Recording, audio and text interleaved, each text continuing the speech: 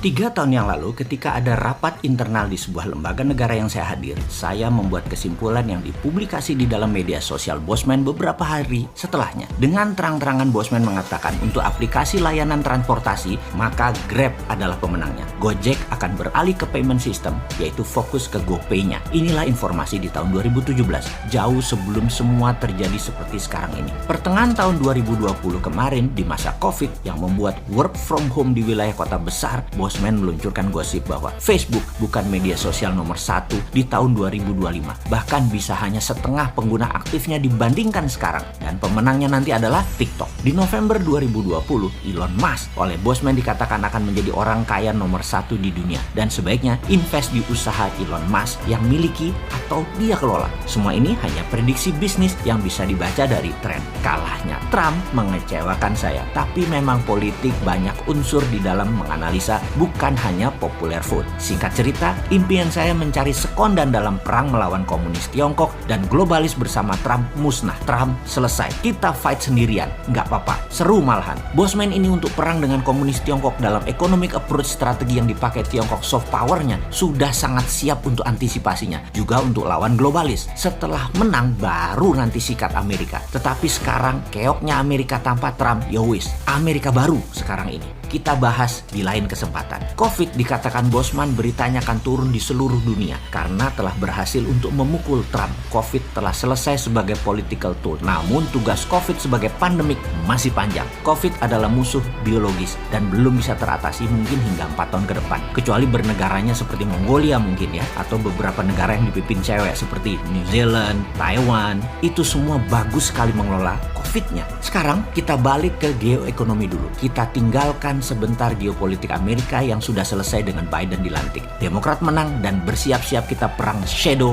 versi baru. Kita diskusi tentang matinya Facebook juga WA, bagian dari kerajaan Mark Zuckerberg. Namun bukan membuat Mark jadi miskin. Dia menurut saya akan seperti GoPay, fokus di financial inklusi. Libra, mata uang digitalnya, itu akan dia fokuskan karena pasti akan menguntungkan 10 kali lebih banyak untungnya dari Facebook dan WA jika dijumlahkan. Jadi kita yang biasa mengiklankan menggunakan Facebook Ads, IG Ads, nanti siap-siap jadi garing, siap-siap sepi dan boros. Tidak efektif, tidak seefektif dulu dibandingkan kita mengiklan di YouTube dan TikTok. Juga akan hidup kembali Google Ads dengan SEO versi barunya, Search Engine Optimizer-nya. Kesimpulan, kalau dalam 3 tahun yang lalu si Sontoloyo ini mengatakan bahwa dalam tingkat ASEAN, Grab is the winner dalam aplikasi transportasi, kemudian Gojek geser ke GoPay sebagai MVP atau most valuable produk mereka, bukan online transportation lagi, dan GoPay the winner di e-money. Maka sekarang iklan berbayar, tempat pebisnis beriklan akan dimenangkan oleh TikTok dan YouTube, mengalahkan FB Ads dan IG Ads. Mark Zuckerberg pasti akan mempivot bisnis FB ke Libra dengan segera, digital currency. Nah, disinilah swasta besar yang dalam bahasa Bosman adalah globalis cabal